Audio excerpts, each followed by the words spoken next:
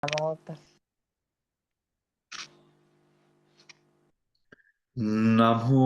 tassa bhagavato arahato samma sambuddhassa. Namo tassa bhagavato arahato samma sambuddhassa. Namo tassa bhagavato arahato samma sambuddhassa. All right, so we are continuing.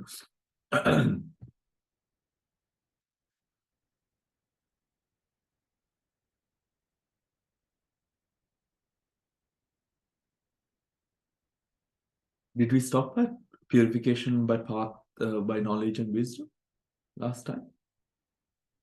Yes, Bhante. Yes, Bhante. We start on page 354, Right. 34, purification by knowledge and vision. Lovely. Thank you so much.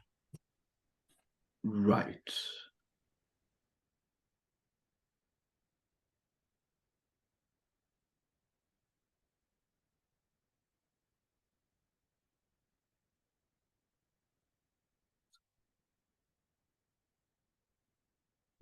Okay.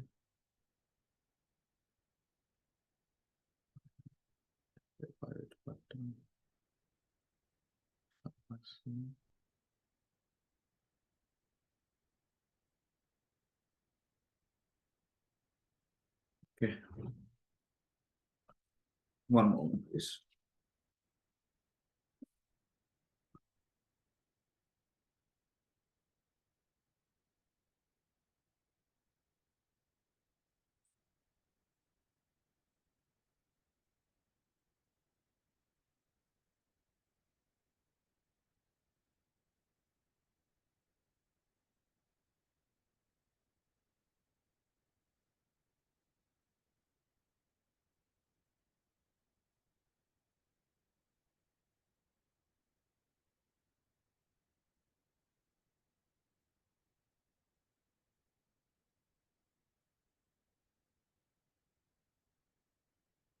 Okay. Right. Just coming back to where we ended last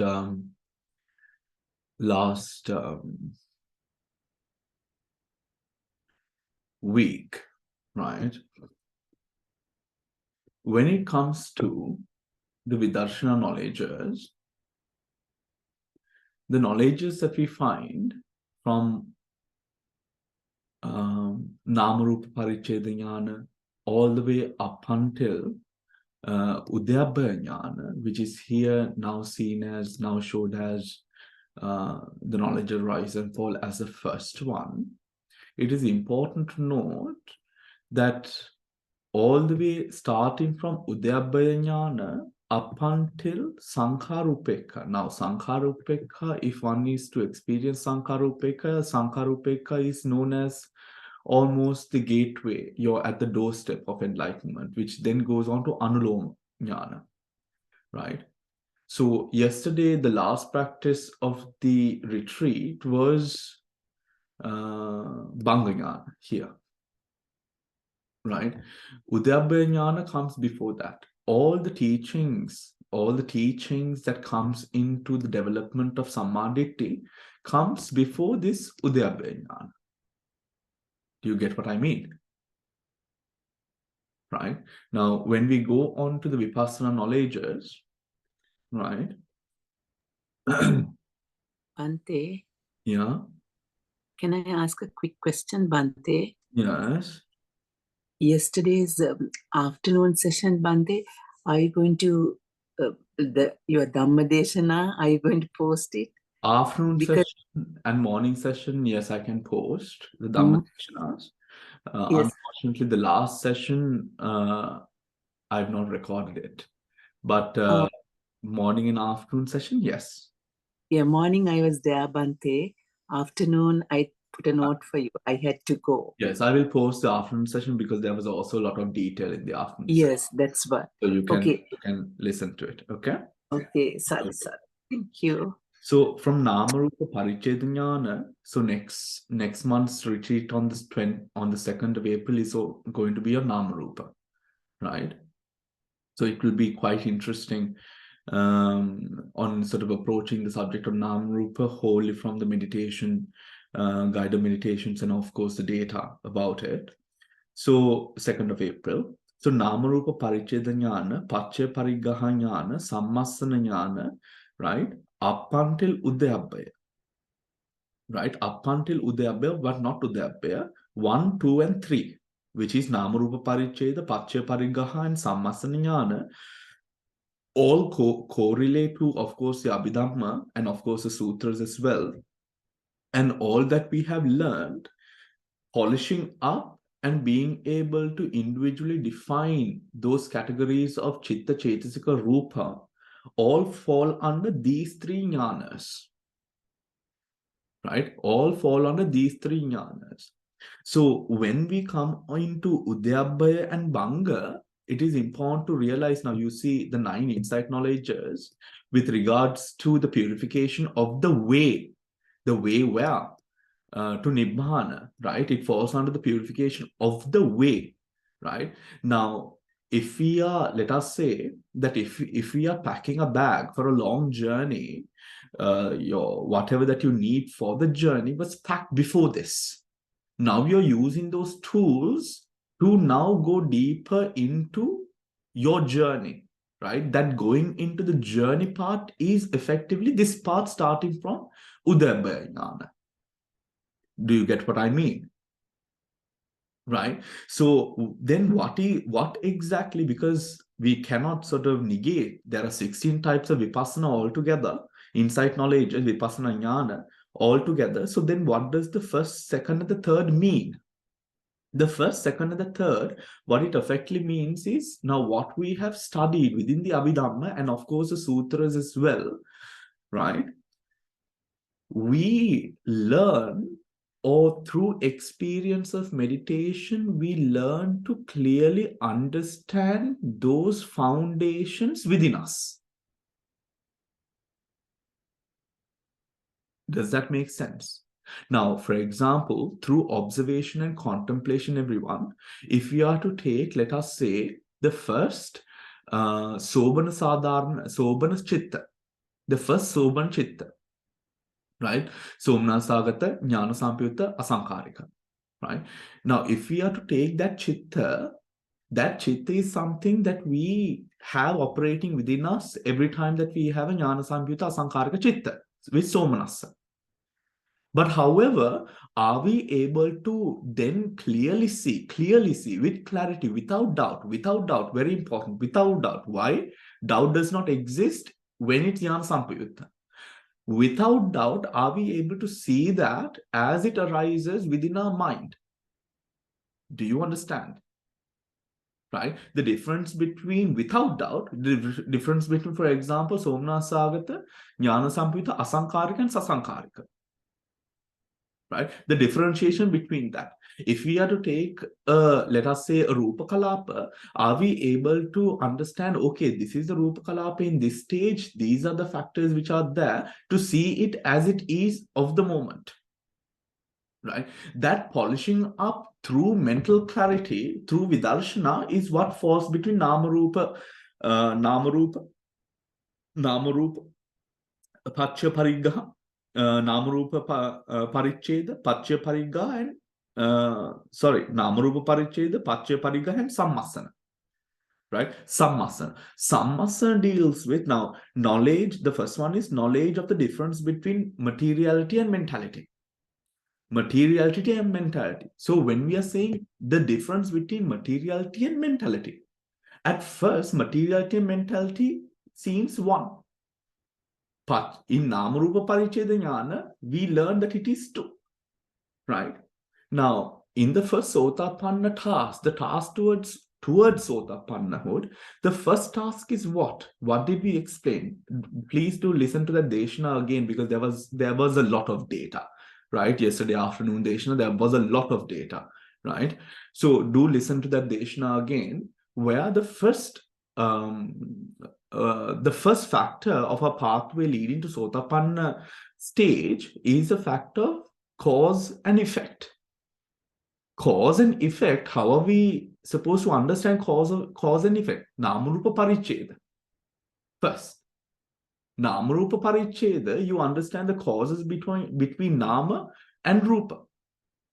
Nama and Rupa. When we take a sensation, the Rupa is present, right? But the sensation, the Vedana that is experienced and the Rupa that is present is effectively two things. But we see the Vedana and the Rupa as one. But how are we able to understand Rupa to be one and Vedana to be one? And Rupa having its own conditions. For example, if there is a certain sense of hardness because you're slouching or because you're so tight while you meditate, right? That hardness that you experience, there are causes there as well. The stiffness, your attention, because your focus is too much, you are shifting forward, slouching forward. Because of that, the hardness with the muscles, you can go deeper into Patavi, Apo, Tejo, Vayu, right? Those causes leads to the condition of the tightness of the muscle. The tightness of the muscle can be connected to the mind as well. Cause and effect there as well. Do you understand? Right? However, the cause and effect between these two things is not so clear when Nama and Rupa, this being or the being that cognizes, all seems as one collection or one whole mass. This we break apart. That is Nama Rupa Paricheda Jnana. Do you understand? So that first part of that Sotapanna path is understanding cause and effect in effective motion right at this moment within the present. So that is why here we see, when it comes to the path Udyabhaya, we see number one, Udyabhaya Jnana. This is the same knowledge as which preceded with the imperfections of insight. But when the imperfections have been overcome, it now matures and develops with increased strength and clarity. Now, what does it mean by the imperfections being overcome? The imperfections being overcome here means that with the three earlier, Nama Rupa Paricheda, Pacchaya Parigraha, and Sammasana, what are you seeing? You're seeing the Dhamma. Because you see the Dhamma, your way of approaching life and your worldview changes. Because of your worldview changing, now your hindrances are suppressed.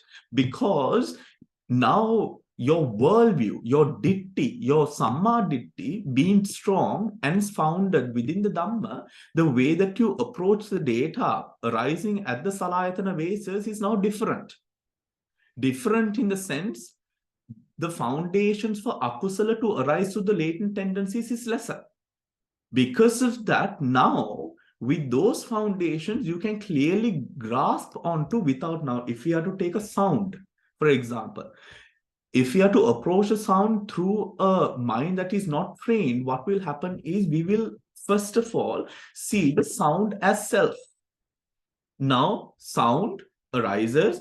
Because the sound arises, if it is a pleasant sound, we will cling. If it is a sound that we do not want to hear, then we will push it away or retract from it. Both of these senses, there's Atma in it. We see Atma in it because of the strong kilesha. Right?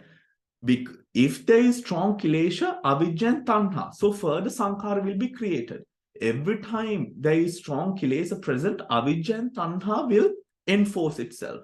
When avidya and tanha enforces itself, the sankharas will be created. Now, without breaking the sankharas or reducing our time or potency in samsara, we are actually aggravating it there in that motion.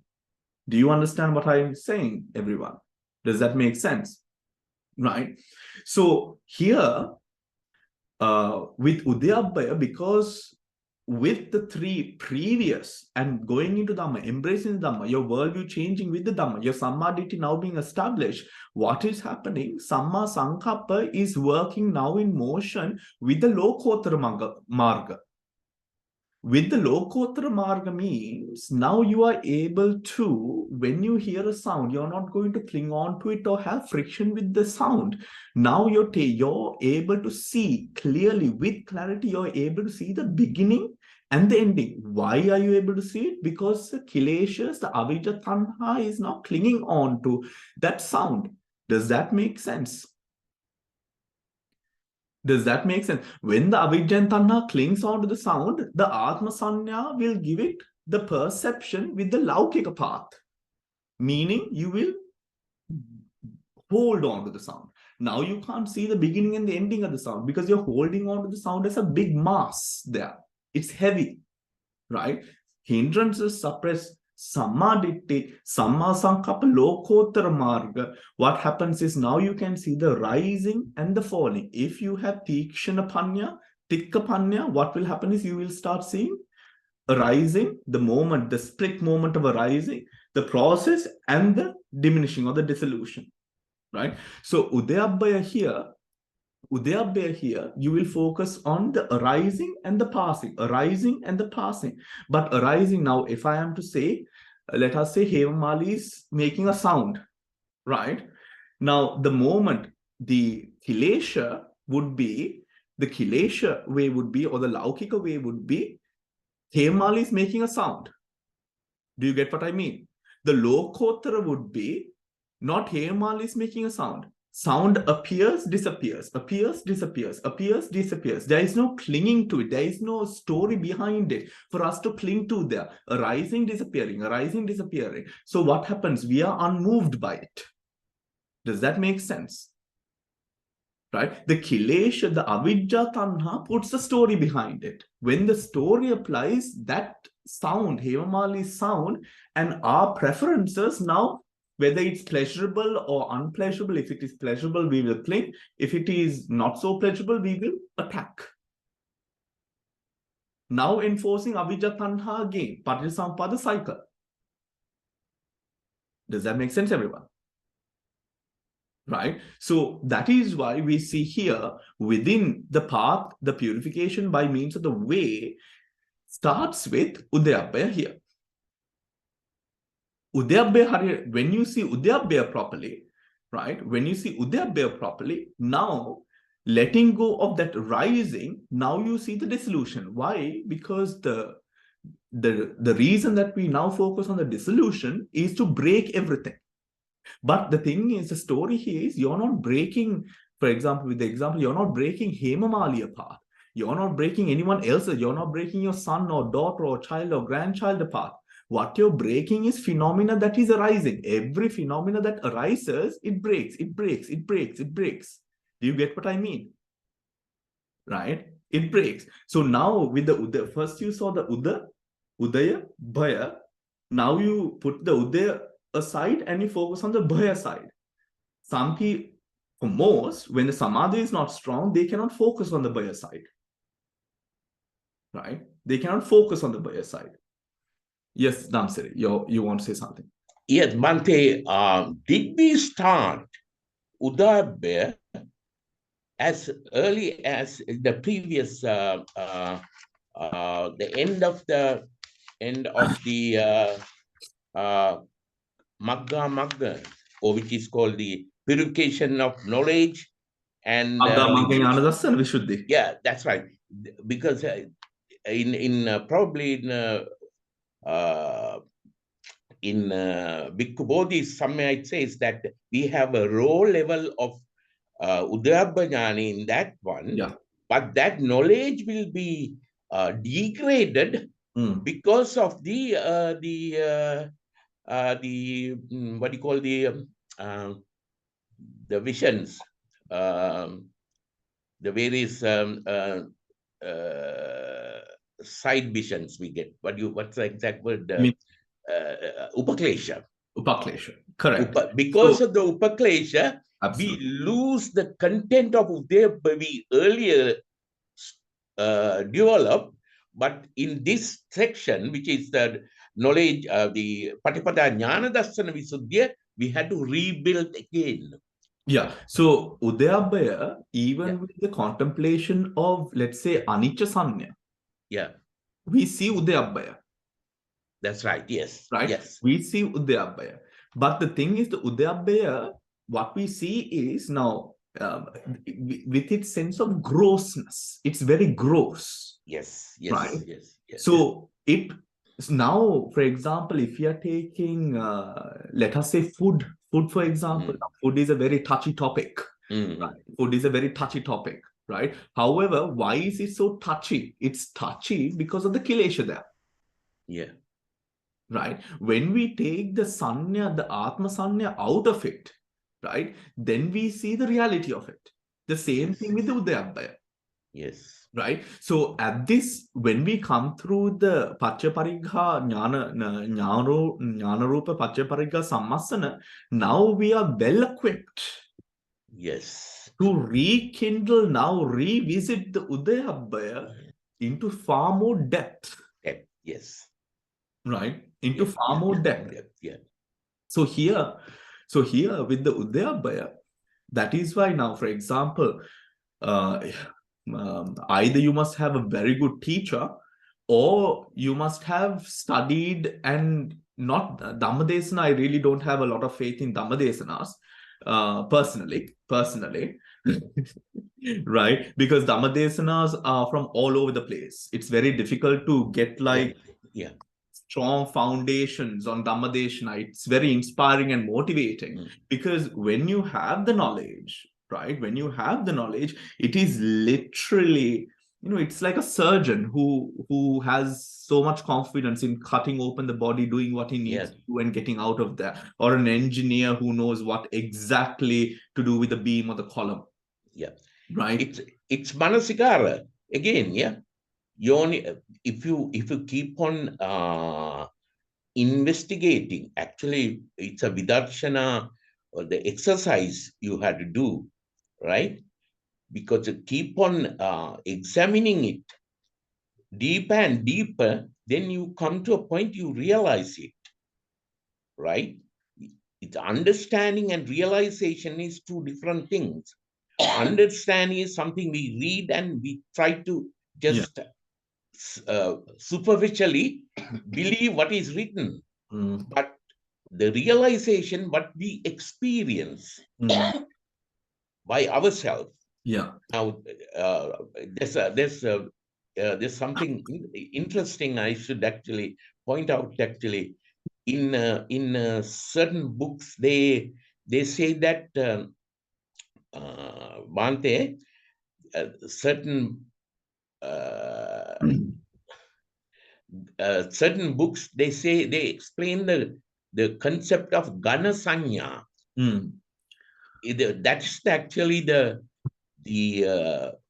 perception, the veiling perception that prevent us to see the momentary appearing and disappearing of these dhammas.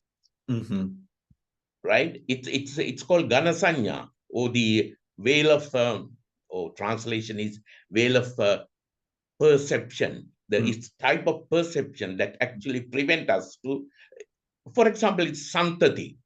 Yeah, continuation. We see continuation in place of rise and fall. Yes. Yes. I don't know exactly what's the word for Ganasanya, the English word, if you have heard of that actually. Ganasanya. But it's like a varge pilibandama thina a. Yeah. Now, for example, when you see rupa, we don't see kalapas. Yeah. It's a very what you see, a composite figure. It's a solid figure. We don't see kalapa, but in order to see the kalapa, we have to get rid of that sanya, dana sanya, and penetrate into the kalapa theories and the rupa. Really understand how the rupa works and kalapa works. Yeah, it is almost as if now, for example, when we look at the jhanas, right? Yeah. The jhanas at first, it's tough to break apart. Vitaka, vichara, priti, sukha, ekagata. Right? When you get better at the jhana, when you develop it into a pranita jhana, where you have mastered the jhana, now you can see vitaka, vichara, priti, sukha, ekagata. Right? Now, at first, when we were poor in the practice, or rather weak in the jhana, because of the level of concentration that we had there, and the inability of subtlety, right? The lack of subtlety with regards to understanding of the jhana and the qualities of the jhana, we see it as a whole mass. Yes. Just like when we look at ourselves, we will see the nama rupa and everything within it as a whole mass of I. Yeah. Right? When we get rid of that I factor, මෙතන මේ දෙකම එකයි කියන මේ විශ්වාසය අත්හැරපු ගමන්ම ඒක අත්හැරපු ගමන්ම නාම රූපය වෙන්ව දකින්න පටන් ගන්නවා. That's right. Yes. Yeah. So that is exactly, now, for example, when you're going into your samadhi and you see, first of all, you will not see the preeti of the samadhi separately. It will appear together. Right?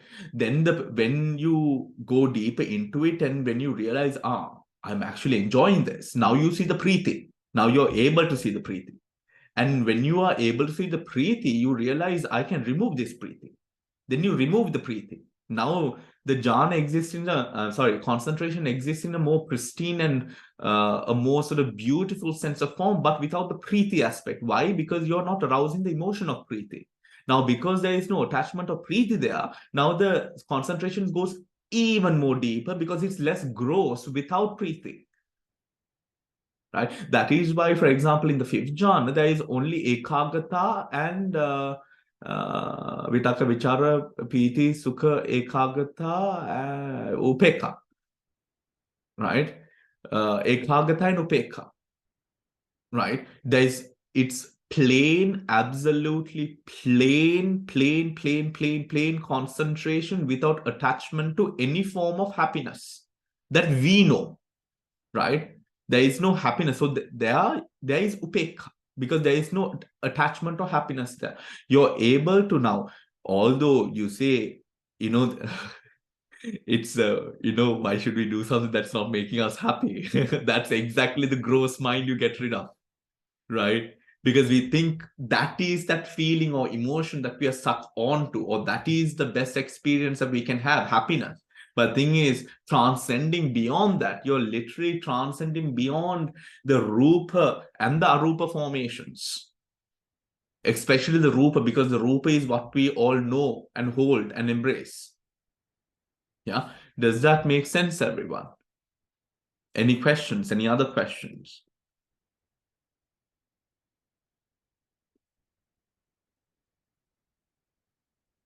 Okay. Right. Now let's come into,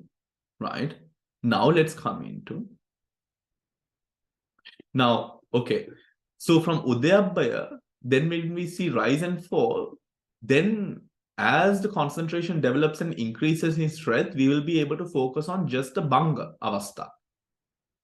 Right? Just the Bhanga Avastha. So the Bhanga Avastha will go through different phases as well. Right? The Bhanga moment will go through different phases as well, which then will culminate into Bhaya.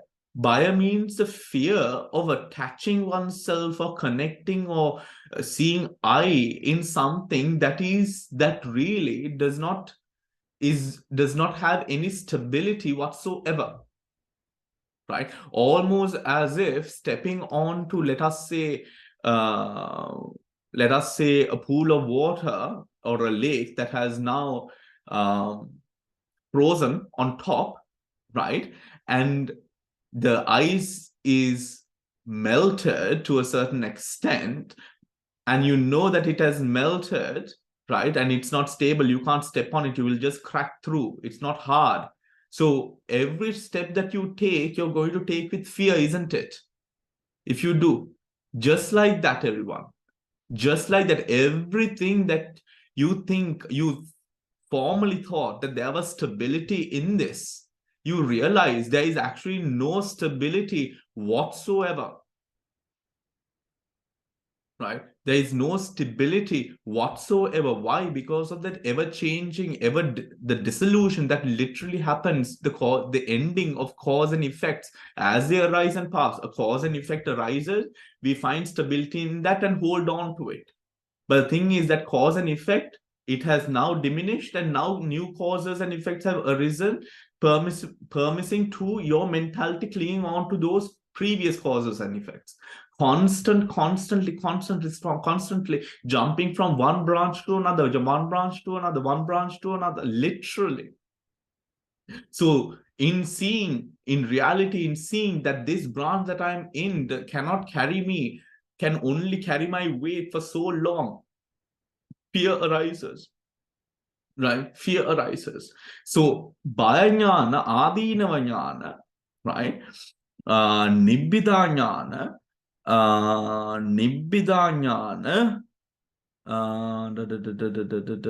yes.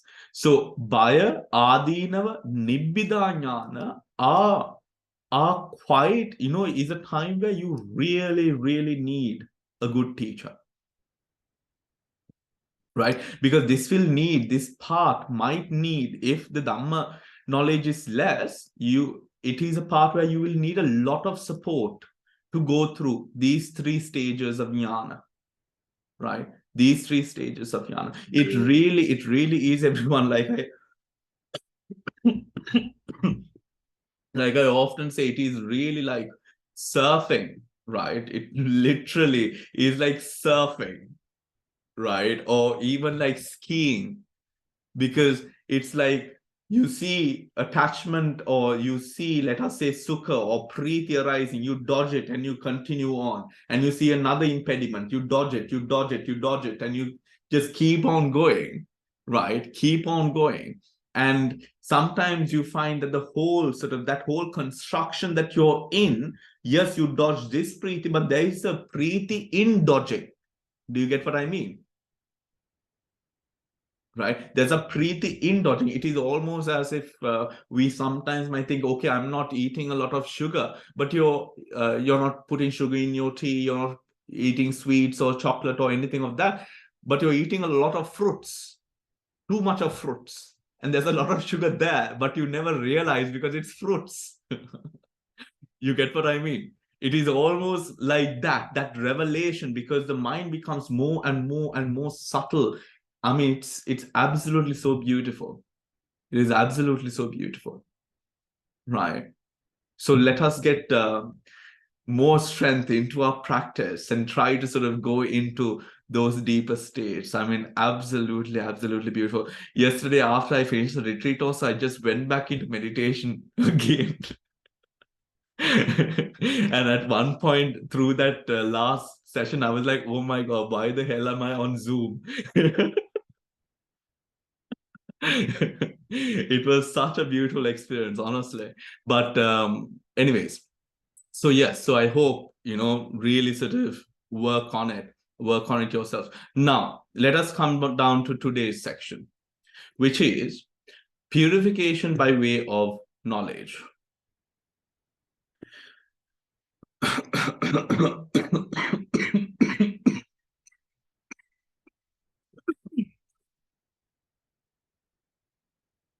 Sorry.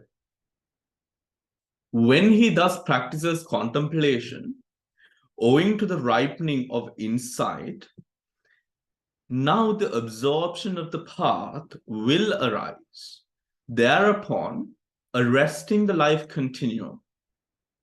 There arises mind or adverting, followed by 2 or 3 moments of insight consciousness, having for their object any of the characteristics such as impermanence, etc. They are termed preparation, access, and conformity. That knowledge of equanimity towards formations, together with knowledge that conforms, when perfected, is also termed insight into, leading to emergence, insight. Sa anuloma sankhara upekka vuttana. Sa anuloma sankhara upekka. Right? Insight leading to emergence, sankhara upekka. Thereafter,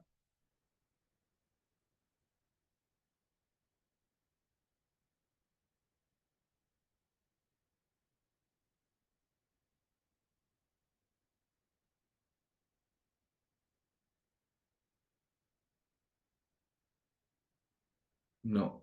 It is sa anuloma sankarupeka vuttana gamini vipassana. So vuttana gamini vipassana towards the sa anuloma sankarupeka. Right. Thereafter, change of lineage consciousness, gotrabu chittang, having nibbana as its object, occurs, overcoming the lineage of worldlings and evolving the lineage of the noble ones. Immediately after this, right? You realize, everyone, when we, having sort of done so much of things, if you just sit down and take some time out for yourself and you really sort of look at what we are really studying, you realize the difficulty that we might be experiencing with really progressing in vipassana is all down to the dittis that we strongly hold. Right? The dittis that we strongly hold. If we are able to, now let us say, now we are so fearful of, or we don't know how to do it in terms of how am I supposed to live without, or how am I supposed to have upekka towards my wife, or how am I supposed to have upekka towards my husband, or, how am I supposed to not really care about, but rather let go of my daughter or my son or my child or my grandchildren, all of these. We must realize no one is telling you to do all of these things. What the Dhamma specifically and exclusively says is the fact of don't be attached. Do you get what I mean? Right? That don't be attached stings us in such a manner because attachment is all that we know, and we think that attachment is what has fueled all of our sort of relationships and the life that we've created, that we do not know anything apart from that life that we've built without that attachment. We don't know anything that life would be like without that attachment that we have to everything that we love and hold dear. But the thing is, when you attain enlightenment or in this pathway or this journey, one, you're not going to become a psychopathic monster, right? Two, you're not going to become a stone, right? And an emotionless person. It's not like that. Get what I mean? And I think growing up, and of course, even seeing monks, with their head lowered and, all of that, we have such a picture that this is how I'm going to be, right? Should I achieve and attain that picture and this enlightenment for you doesn't make sense. Get what I mean?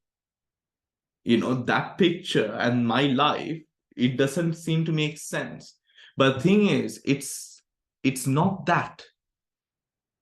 Letting go of that ditti or trying to hold on to the life that you have and the relationships that you do have in your life is a part of that ditti. Right? Just as, for example, your relationships that you now hold, let us say with your partners right now, when you first got married and how you live with them 40, 30 years after is very different. When you were in your 20s and now in your 60s or 70s or 50s, your relationship has matured so much over the years. It has changed. And is that a bad thing? Necessarily not. It is just the way that we've matured. And if we are maturing that same relationship in terms of Dhamma, letting go of that ditti, you realize, right? You realize that is where the true change of lineage of consciousness happens. Gotrabu. In truly shifting from that ditti worldview, where that ditti is literally the thing that keeps you attached. Tanha ditti mana, right? Tanha ditti mana. Without worrying about any of that, if I am to say the Buddha is a person, the Buddha would not have taught us all of this, being the Buddha, if he would believe that it would bring us ruin.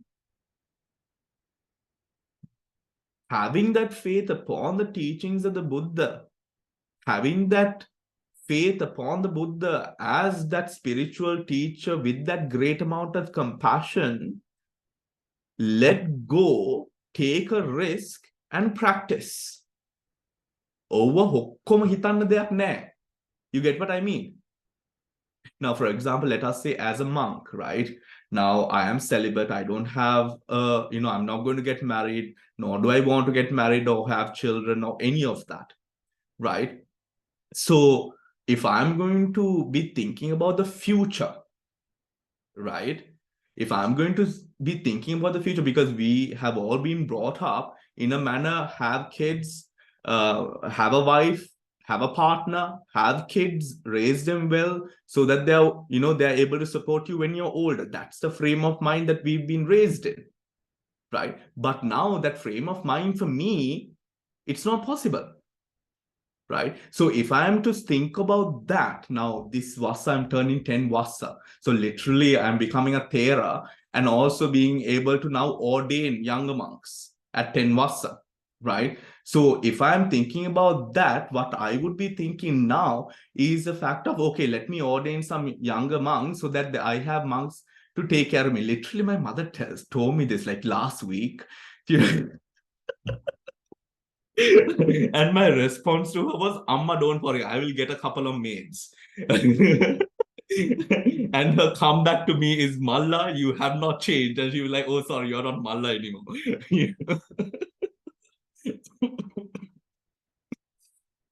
Right. Sorry. Right. The thing is, you can't be worrying about all of these things. You can't be worrying about all the, like, what is going to happen, like, who's going to cook for my husband? My husband can't cook. You will cook even as a Sotapanna. Don't you worry about that. You get what I mean? So those hard ditties that you might have, thinking and fearing, okay, should I, do I have to let go of my attachment to my grandkids to be able to walk the path? No. Walk the path and your relationship with your grandkids will mature. You get what I mean?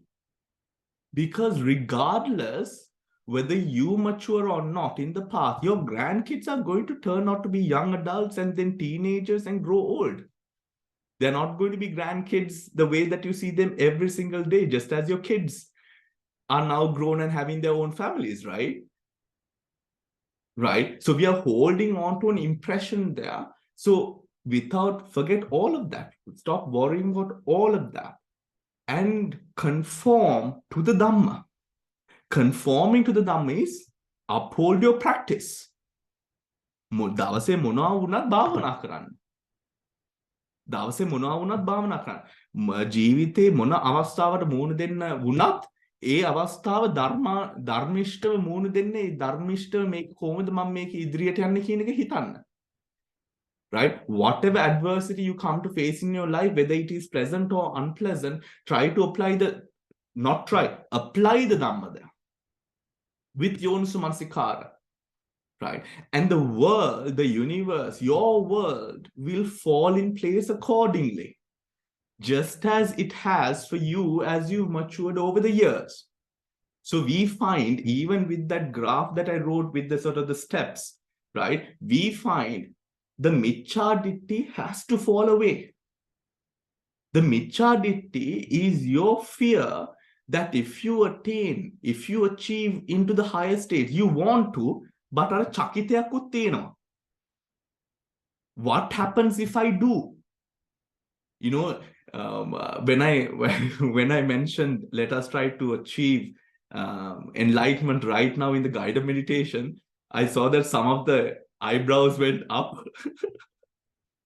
Like I came for the meditation, but I didn't want to achieve it today. Maybe the next month's session, I will be ready. That is fear. Right? That is fear. So all the Upasakammas and everyone who's practicing, although they might be chanting and shouting sadhu sadhu nivan dakinna labeba, all of that, none of those people want nibbana. right? It is only a wish that is instilled into the future, right? But that has to disappear, or else this Gotrabhu will not arise, because this Gotrabhu arises in the present. That means I will let go. I will do donations, I will help monks, I will support the sasana, I will do all of those good deeds, I will do the danas, but I will only do so much where I can maintain my lifestyle and trust that I'm a good person enough to die and, but we simply don't want to let go. Let go of that ditti. Study that ditti, because that is actually, you realize, even on that graph, that is what is truly holding us back from truly embracing Buddha Dhamma Sangha. Right? Truly embracing Buddha Dhamma Sangha. Right? So even if we, for example, take the Devas who have attained, and the Devas who continue to support the Sasana even after the demise of the Buddha, and even through going through this age of decline, still supporting the Sasana, still supporting those activities, still blessing the devotees who do, and helping the devotees that do, and also helping the monks and practitioners all across the world. Do you think that these Devas are absolutely stupid to keep supporting something that they have experienced to bring adversity or shift their lives in a manner that has brought darkness into their lives? No. If they have attained, right, even Sotapanna, and if they're in the divine realms, and if they're continuing to help practitioners, could you take a sign from that to say these beings have attained Sotapanna, died, reborn in heavens, and they're still supporting the Sasana, the Sangha, the people who are practitioners? Why? Because still they truly believe that it brought something far better to their lives than what was. So why are you in fear? Do you get what I mean? Right? So stop fearing that enlightenment. It is not that your life is going to turn upside down. It is not that dramatic. Vishaka was Sotapanna and she had so many kids, right? And she led her life. She did her businesses. She did all of that. Apita Sotapanna hari venna puluwan. Now we know everything. Apita Sotapanna venna අවශ්‍ය ඒ සම්මාදිට්ඨිය වර්ධනය කරගන්නට, ඒ සම්මාදිට්ඨිය to develop and to embrace the Dhamma, we have enough data. I have taught you enough, and before me you've learned so much as well through Dhammadeshanas and all of that through the years, right? But even through the 3 or 4 years that we have been together, I have taught you everything that you need for Sammaditthi. Right? I have done that together. So it's surely that this group has enough knowledge in their minds, in their brains, to activate Samma Ditti to a level where you can let go of that Miccha Ditti. Why are you still holding on? Think about it. Okay. Now, Nibbana. Having Nibbana as its object occurs, right? This is thereafter Gotrabhu, right? Having Nibbana as its object occurs, overcoming the lineage of worldlings and evolving to the lineage of noble ones, right? Arya growth, Gotra. Immediately after this, the path of stream entry, fully understanding the truth of suffering, abandoning the truth of its origins, realizing the truth of its cessation, and developing the truth of the path to its cessation, enters upon the supramundane cognitive process of absorption. Supramundane cognitive process of Bhavana Vasena Appana Viting or Otarati. Right? So Appana Viting. This is the Nirodha Satchang, Sachikari Karunto Magga Satchang. Yeah. So that Appana Viti that leads to the Magga Satchang. Right? After that, 2 or 3 moments of fruition consciousness arises and ceases, then there is subsidence into the life continuum, the bhavanga. Subsidence into the life continuum, the bhavanga. Right?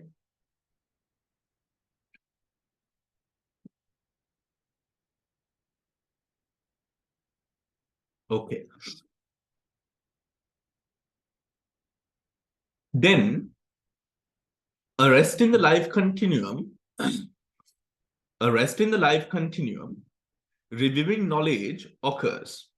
The wise person reviews the path, fruit, nibbana, and he either reviews or does not review the defilements destroyed and the remaining defilements. Thus, the fourfold path, which has to be developed in sequence by means of the sixfold purity, is called purification by knowledge and vision. Purification by knowledge and vision. Herein, this is a section on purification.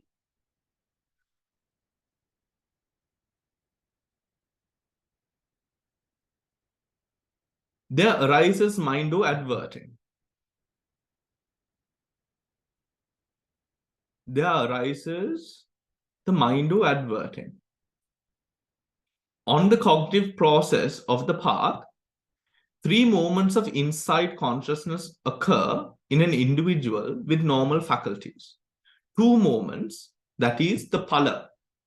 The phala vibrates or phala arises 3 times for a normal individual with Tikka Panya. What's the other Panya? Tikka. Tikka is advanced one. Manda. Right? The weaker one, right? With normal intelligence, right? Or it's not really intelligence, it's the way the mind adverts, right? 2 moments in one with unusually acute faculties. 2 moments for one with unusually acute faculties, that is the Tikkapanya. Insight leading to emergence. Vuttanagamini vipassana. This is the culminating phase of insight preceding the arising of the supramundane path. The path is called emergence because, objectively, it emerges from formations and takes Nibbana as object. And because subjectively it emerges from defilements, right? Subjectively, it emerges from defilements. Change of lineage, consciousness. This chitta is the first advertence to Nibbana and the proximity condition for the supramundane path. It is called change of lineage because it marks the transition from the lineage of family of worldlings, Pratujjana, to the lineage or family of the noble ones, Arya, Rotra. However, while this knowledge is like the path, in that it recognizes Nibbana. Unlike the path, it cannot dispel the murk of the defilements that conceals the Four Noble Truths. In the approach to the second and higher path, this mind moment is called Bodhana, cleansing, instead of change of lineage, because the practitioner already belongs to the lineage of the noble ones. Okay? Am I going too fast? Okay. The path. The path consciousness, Magga Chitta, simultaneously performs 4 functions, one with respect to each of the 4 truths. These 4 functions mentioned here are the full understanding, pariññāna, of suffering. 1, abandoning, pahana, of its craving. 2, its origin, the realization of Nibbana. 3, the cessation and the development of the Eightfold Noble Path.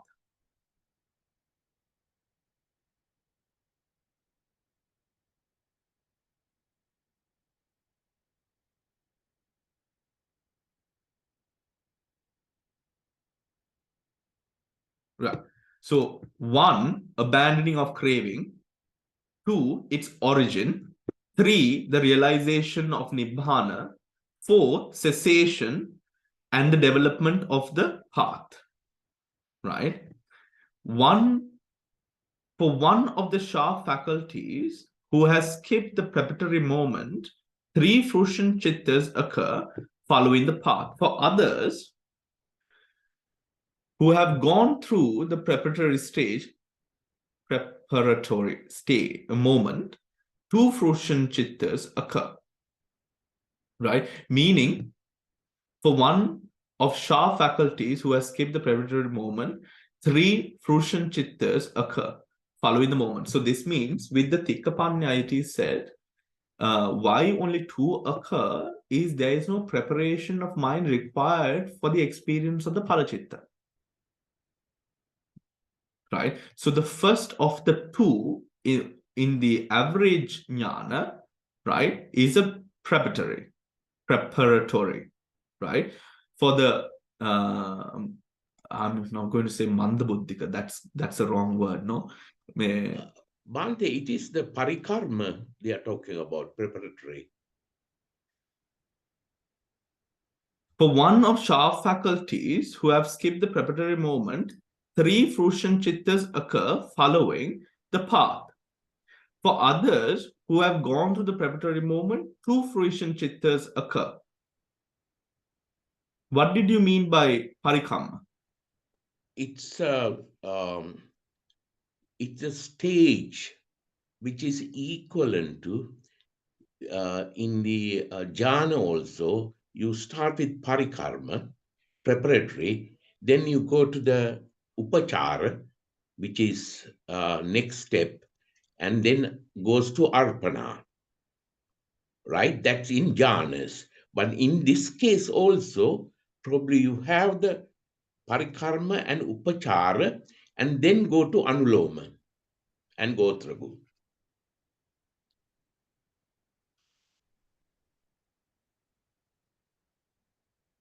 No, we have gone beyond the Gotrabu, Damsare. Oh, okay. No. I'm talking about every time, even if you have reached the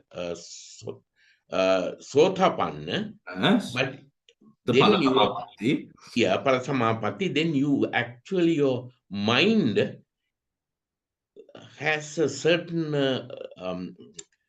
chittakshana called parikarma, upachara, and then goes to vodana chitta, which is, we have not come across that one. Vodana, and then I don't think we are talking about that, Damsare. it is not that one. Okay. No, it's still talking about the initial Maggapala experience. Yeah. It's not talking about Palasamapatti.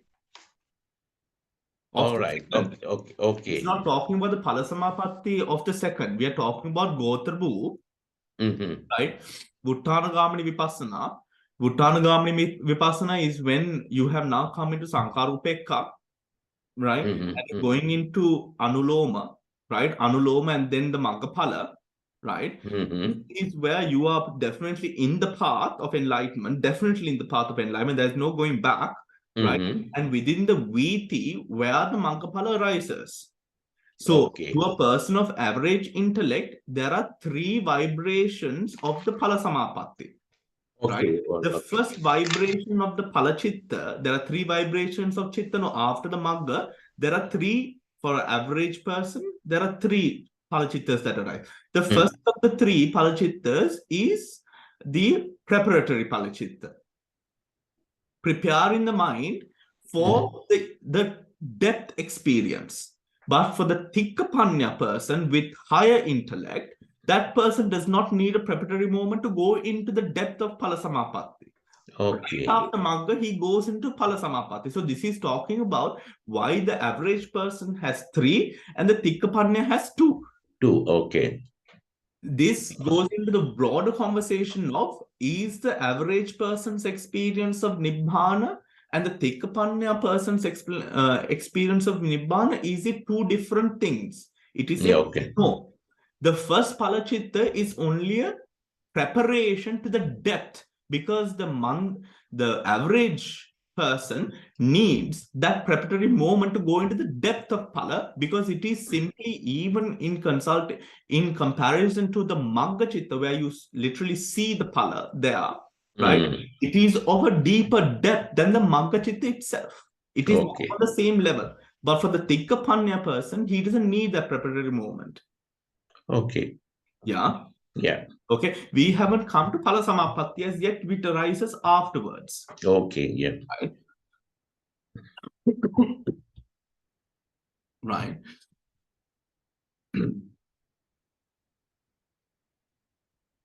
Okay. Here we were somewhere here. Defilements confuse the Four Noble Truths. Next page, Bhante. Next page. Okay. Right. Chittas occur following the path for others who have gone through the preparatory moment. Two fruition chittas occur. Now, Pachavekana. So after you experience the Maggaphala, because in Sotapanna Maggaphala, you have the remaining kilesas after the cleansing, right? After the cleansing of Silapata Paramasa, Sakkaya Ditthi and Vichikicha, you still have the remaining. So now the practitioner chooses to see, what do I have? Have I missed, or rather, what is remaining, right? After which, after each of the four Supramanyam path attainments, the disciple reviews the path, fruition, and Nibbana. Usually, but not invariably. He reviews as well the defilements abandoned and the defilements remaining. Thus, there are a maximum of 19 kinds of reviewing knowledge. 5 each for each of the first 3 parts, and 4 for the final part. Right? This is because an Arahant who is fully liberated has no more defilements remaining to be reviewed. Okay. Yeah. Right? Defilements remaining to be reviewed. Okay. Okay. Vimokka Veda. Therein, contemplation of non-self, which discards the clinging to a self, becomes the door to emancipation, termed contemplation of the void. Right? Contemplation, Sunyatanupassana. Right? Sunyatanupassana nama vimokka mukhang hoti. Right? Here, termed contemplation of the void. The contemplation of impermanence, which discards the sign of perversion.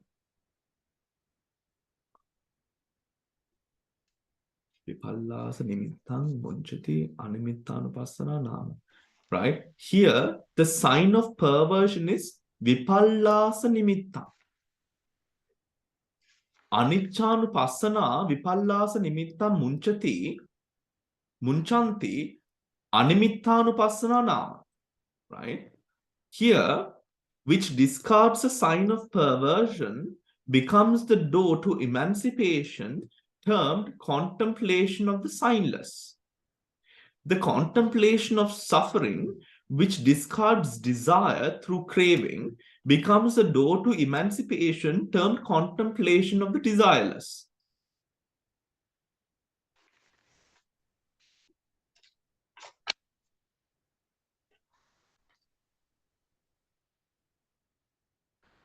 Right? When insight reaches its culmination, it settles upon one of the 3 contemplations of impermanent suffering or non-self. When insight reaches its culmination, it settles upon one of the three contemplations of impermanence, suffering, or insight, as determined by the inclination of the meditator. According to the commentaries, one in whom faith is dominant, the dominant faculty, settles upon the contemplation of impermanence. One in whom concentration is the dominant faculty settles upon the contemplation of suffering. And one in whom wisdom is the dominant faculty settles upon the contemplation of non-self. This phase of contemplation, this final phase of contemplation, being the meditator's immediate access to the emancipating experience of the supramundane path, is thus called his door to emancipation, vimokha mukha. Yep. Here, it is the noble path that is called emancipation, and the contemplation leading to the path that is called the door to emancipation, right? So here, the path would be that chitta viti with the mug and the pala chitta.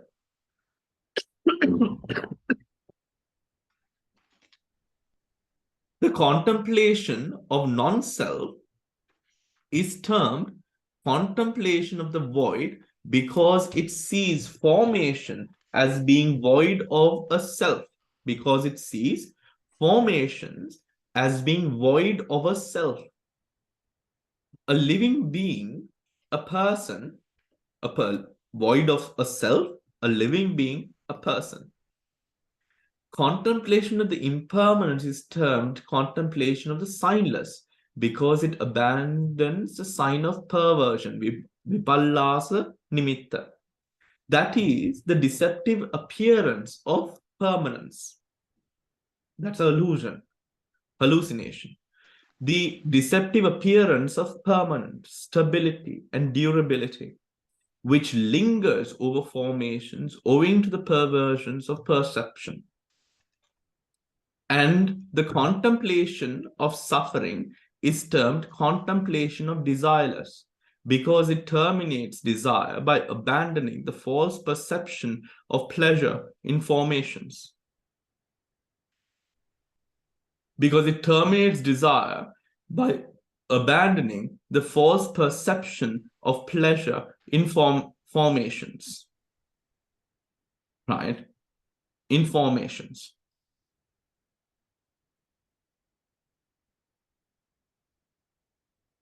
Does that make sense, everyone?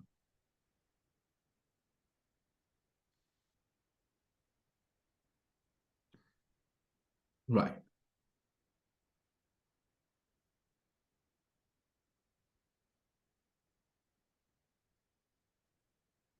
Hence, if with the insight leading to emergence, one contemplates on non-self, then the path is known as the void emancipation.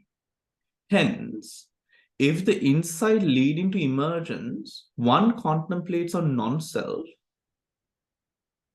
then the path is known as void emancipation. If one contemplates on impermanence, then the path is known as signless emancipation. If one contemplates on suffering, then the path is known as the desireless emancipation. All of which, when the path is reached, is the same. Thus, the path receives, or rather the fruit is the same. Thus, the path receives three names according to the way of insight. Likewise, the fruit in the cognitive process of the path receives these three names according to the way of the path. Okay? When the meditator attains the path through the contemplation, when the meditator attains the path through the contemplation of the non-self, the path makes Nibbana its object through the aspect of voidness, as devoid of self, and it is thus known as the void emancipation. When he attains a path through the contemplation of impermanence, The path makes Nibbana its own object. The path makes Nibbana its object through the signless aspect, as devoid of the sign of formations, and it is thus known as the signless emancipation. When he attains a path through the contemplation of suffering, the path makes Nibbana its object through the desireless aspect as being free from the desire of craving, and it is thus known as the desireless emancipation. The fruit too receives the same designation as the path that preceded it. However, in the cognitive process of the attainment of fruition, to those who contemplate in the foregoing manner, the fruits that arise respectively in each case are termed the void emancipation, etc., only in accordance with the way of insight. But as regards objects and the respective qualities, the three names are applied equally to all, everywhere. Right? They are applied in the same way to all. Right? Is that clear, everyone? Okay. However, in the cognitive process of the attainment of fruition, phala samapatti, to those who contemplate in the foregoing manner, the fruits that arise respectively in each case as termed the void emancipation, etc., only in accordance with the way of insight. Right? So the fruition is also termed in the way that it was reached through the insight.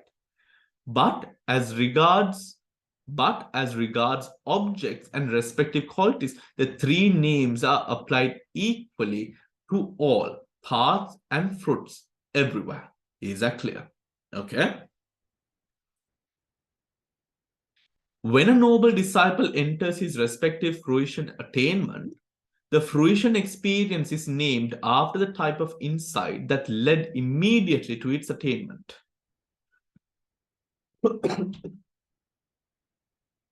Not after the original. When a noble disciple enters his respective fruition attainment, the fruition experience is named after the type of insight that led immediately to its attainment. Not after the original path attainment in the cognitive process of the path. That is, if he enters the fruition attainment by contemplation on non-self, the fruition is called the void emancipation. But if the contemplation of impermanence, the signless emancipation, and if by the contemplation of suffering, the desireless emancipation. But loosely speaking, all paths and fruits can receive all of the three names because they all take as object Nibbana. Right? Because they all have the same object of Nibbana, and the experience of Nibbana is not any different, which is signless, desireless, and void. So it is impermanent. All the essence of impermanent suffering non-self, right, is there and void. And they all share the qualities of being signless, desireless, and void. Analysis of individuals. The stream enterer. Herein, having developed the path of stream entry by abandoning wrong views and doubt, one becomes a stream enterer, one who has escaped from rebirth in woeful states and will be reborn at most 7 more times. At most 7 more times. One who has escaped from rebirth in woeful states and will be reborn at most 7 more times. A stream enterer is one who has entered the stream that leads irreversibly to Nibbana. That is the Noble Eightfold Path. A stream enterer has cut off the course's 3 fetters: personality view, doubt, and adherence to rites and rituals. He has unshakable confidence in the Buddha, Dhamma, and the Sangha, and he is free from the prospect of rebirth in any of the woeful realms. Of the 4 taints, he has eliminated the taint of wrong views. And of the 14 unwholesome Chaitasikas, he has eliminated wrong view and doubt. And according to the commentaries, also envy and avarice. He has freed himself as well from all degrees of defilement strong enough to lead to a rebirth in the woeful planes. His conduct is marked by scrupulous observance of the 5 precepts, abstinence from taking life, stealing, sexual misconduct, false speech, and the use of intoxicants. There are 3 types of Sri Mentra. One who will be reborn 7 times at most in the human and celestial worlds.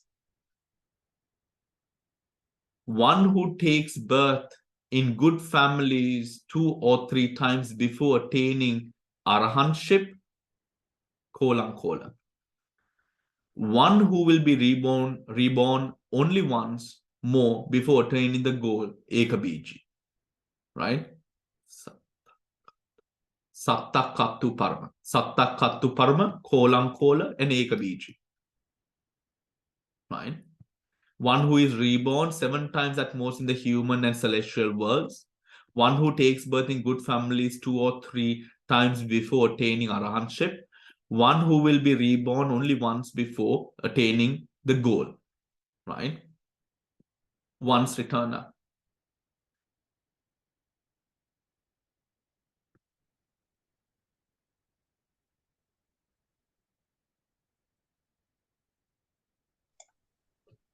Bhante, Yeah. Bhante, is there any way that once they reach the Sotapanna, they can be born because of the bad karma or because of the worst karma, they can be born in a woeful realm?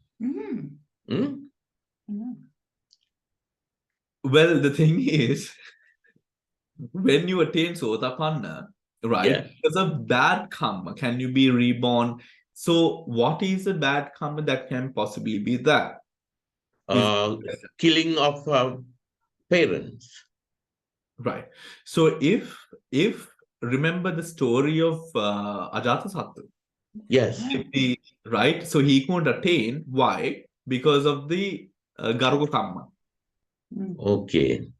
Right? බුදුහාමුදුරු කියන්නේ අජාසත්තු නැගිටලා ගියාට පස්සේ මානනී අජාසත්තු අද නිවන් දකින්න තිබ්බා තාපනය කරේ නැත්තම් කියලා. Right? The thing is, that's also the reason, in the same manner, if we turn it into a better side, a good side, that is also why Arahan, or rather Bodhisattvas, do gain rebirth in the Brahmalokas. Right? Because of their karmic shakti. Right? Yeah. Because their karmic energy is so focused upon what? Attainment of Buddhahood. So in turn, what happens is their life is unified upon the aim of Buddhahood. So they will only attain places that they can develop the karmas necessary to polish the vasana, perfecting the male body and perfecting the paramis. Okay. All those 3. Yeah. Make sense? Yeah. Okay. Right. Once returner. Having developed the path of once returner with the attenuation of lust, hatred, and delusion, one becomes a once returner. One who returns to this world only one more time. The once returner has eliminated the grosser forms of lust, hate, and delusion. Thus, although attenuated forms of these defilements can still arise in him, they do not occur often, and their obsessive force is weak. Obsessive force is weak. Lady Sayadaw points out that the commentaries offer 2 conflicting interpretations of the expression "this world." to which the once returner may return one more time.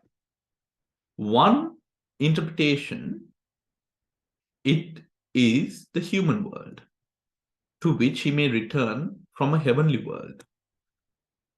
On the other, it is the sense sphere world, to which he may return from a Brahma world.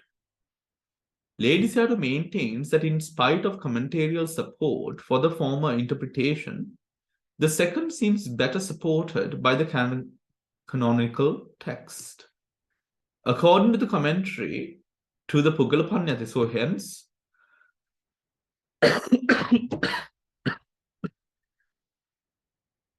hence, on the other, it is sense sphere world to which he may return from a Brahma world.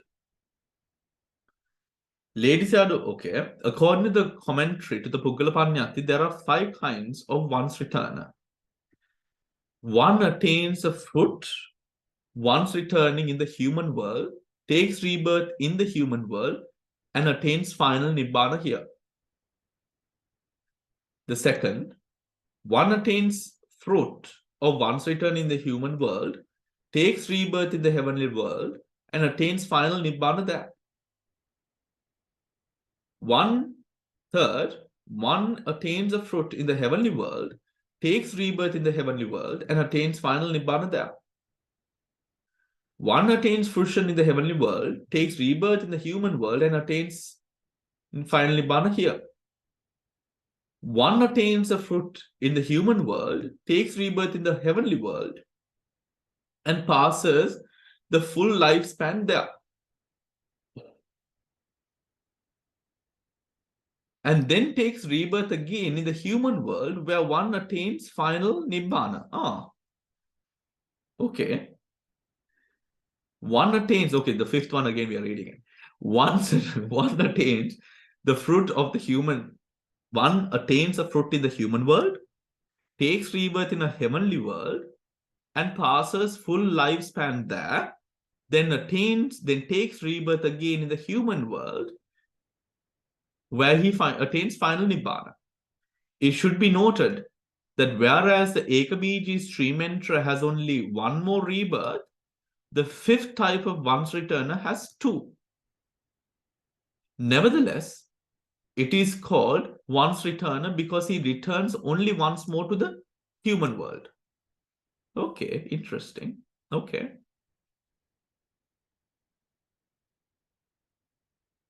Yes, Damsiri. Did you want to say something? Okay. Right. Non-returner.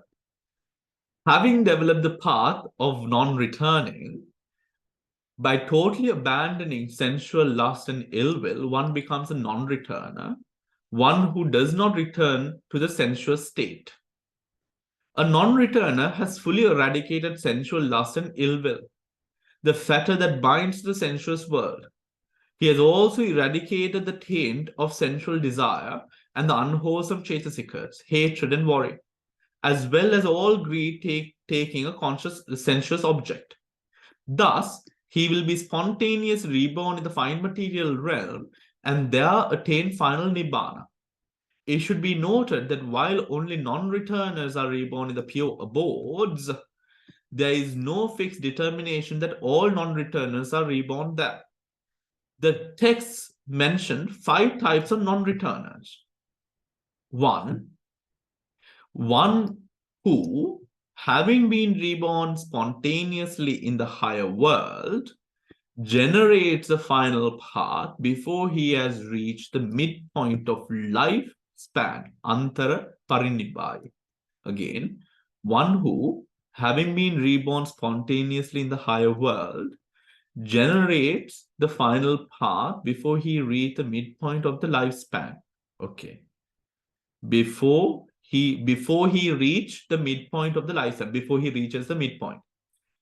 One who generates the second, one who generates the final path after passing the midpoint of the lifespan, one who generates the final path after passing the midpoint of the lifespan, being that these lifespans are very long.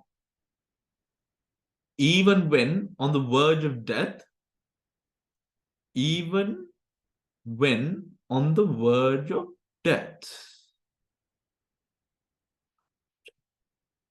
one generates the final path after passing the midpoint of the lifespan, even when on the verge of death. One generates the final path after passing the midpoint of the lifespan, even on the verge of death.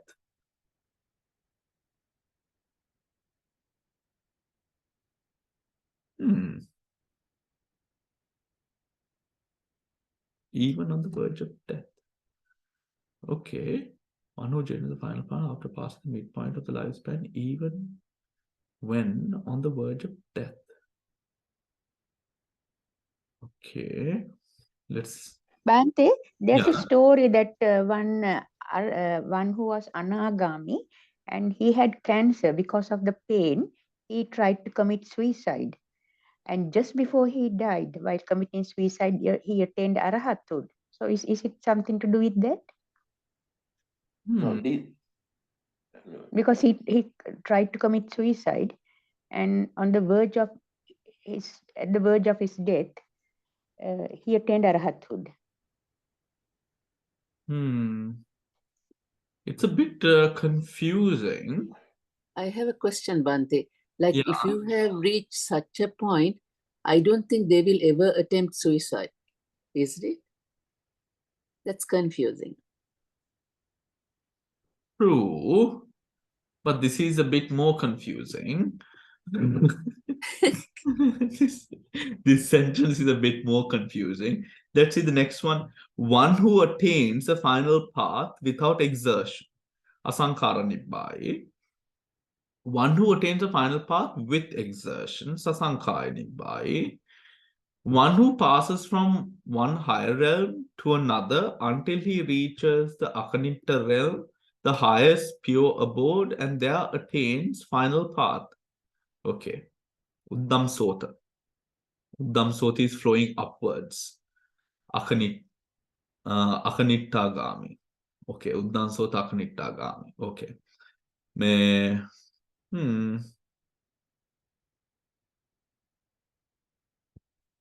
Let me just take a picture of that. I will check that one out and come back to you. Right. Does anyone have something to say on the second one? Upacha Parinibbāya. And Mala, do you remember the resource point for that sutra or that story? Bhante, I read it in a book, and when people said people reported to Buddha, and Buddha said no, just before he committed suicide, he attained arahathood. Okay. Because he had cancer, he was in so much pain. He wanted to die. Yes, yes. Yes. Okay. Right. Now, the last part. Shall I finish this as well before ending the class? Okay. Having developed the path of arahantship with the total abandonment of defilements, one becomes an arahant, a destroyer of the taints, a supreme recipient of the offerings in the world. Right? That means a supreme recipient of the offerings of the world is when you can consume anything that is offered to you without any guilt or doubt. The 5 fetters abandoned by the first 3 parts are called the lower fetters, Orambhagya Samyojana. Because they bind beings to the lower world, the sensuous plane of existence. One who has eradicated them, the non-returner, no longer returns to the sensuous plane, but he is still bound to the rounds of existence by the 5 higher fetters, Uddambhagya Samyojana, with the attainment of the path of arahantship. These 5 higher fetters are also eradicated. Desire for the fine material existence, desire for the immaterial existence, conceit and restlessness, and ignorance. The 4th path also destroys the remaining 2 taints, the taint of attachment to existence and the taint of ignorance. So that is Avidya and Bhava, our greatest enemy, right? for which reason Arahant is called a destroyer of taints, keen asava. The path to Arahantship eradicates, too, the remaining unwholesome Chetasikas, left unabandoned by the earlier paths. Delusion, shamelessness, fearlessness of wrongdoing, restlessness, conceit, sloth, and torpor. Right? Right. So, let us stop there for today. And we will, I will see you on Wednesday, for sure, for the Sutra class.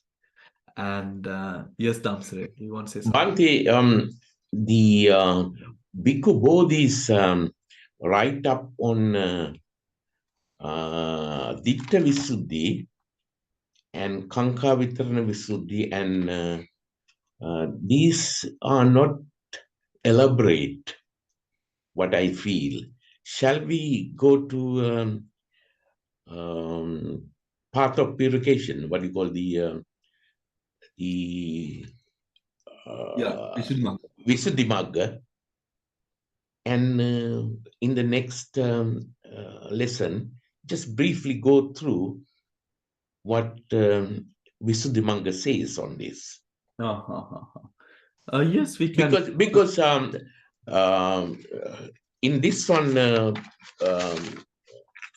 Bhikkhu Bodhi's, especially Bhikkhu Bodhi's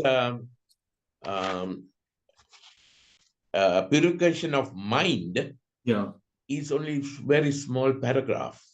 And the books I have been reading, and Ditta Visuddhi is the major hurdle in front of us, actually.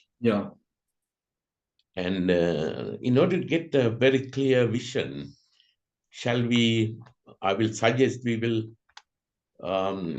refer to... We can do that for the Sutra class. Okay, yeah. Falls under that category. Yeah. We can do that for the Sutra class. Okay, yeah, we can go through this Ditta Visuddhi. Yeah.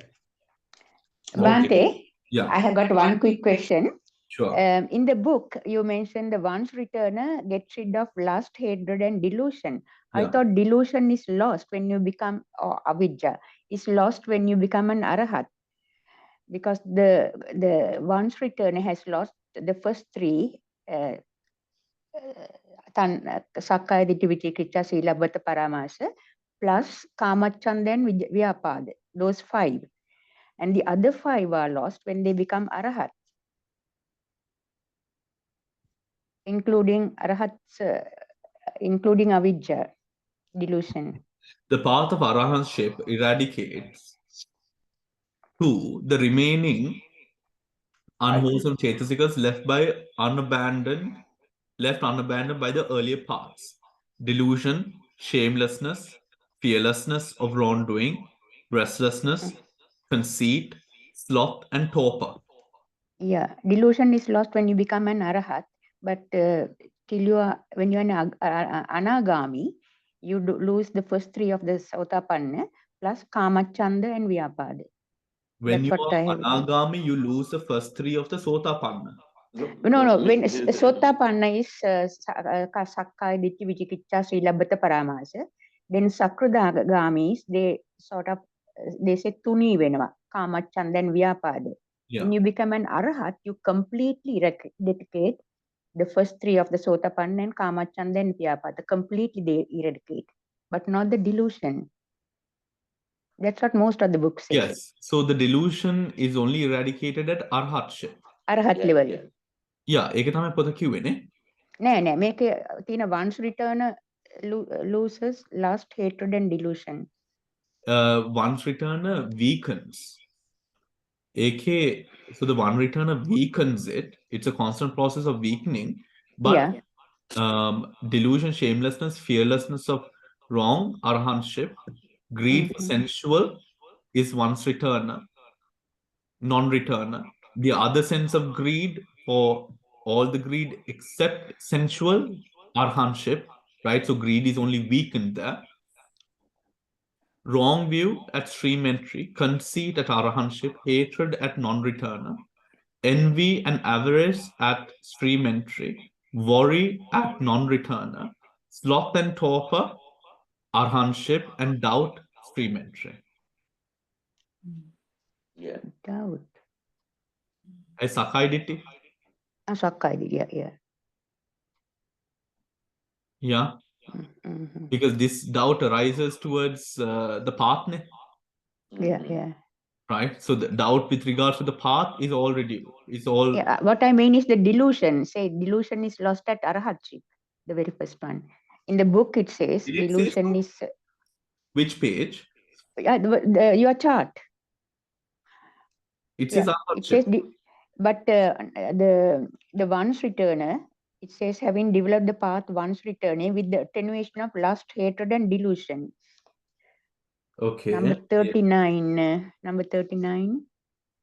39. 39. That's what. Yes, having developed the path, Bodhi, Sagadagami Bhavetva, Raga, Dosa, Mohan. Raga, Dosa, Mohan, having developed the path of one's return, the attenuation of lust, hatred, and delusion. Delusion, it says there. Okay.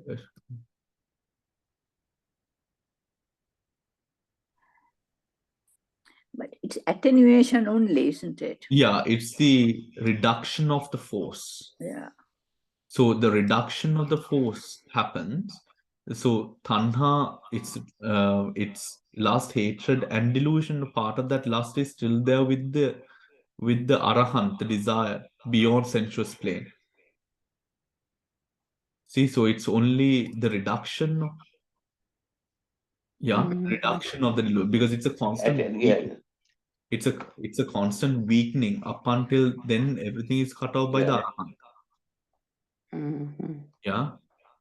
Right. I thought attenuation is at the Sakurdagami level, but when you become Anagami, you completely eradicate Kamachanda and Vyapada plus the other three. Kamachanda only for, Kamachanda, but the other Chanda, the rest of the, for Bhava beyond Kamaloka, that exists. That's why Anagami. Yeah. Yeah.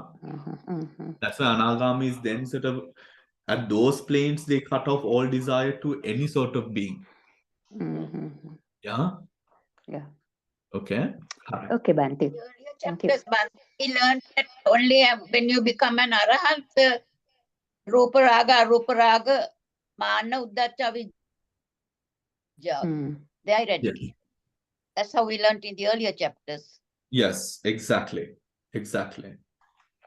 Thank you, Noeline. Exactly. So that is manifested on that chart also. No? Yeah. All right, everyone. I will see you on Wednesday. That's what we learned in the Sunday school, Bhante, when we were children. Unfortunately, I did not go to Sunday school. All right, everyone. Good night. And Thank you, Bhante. Thank you, Bhante.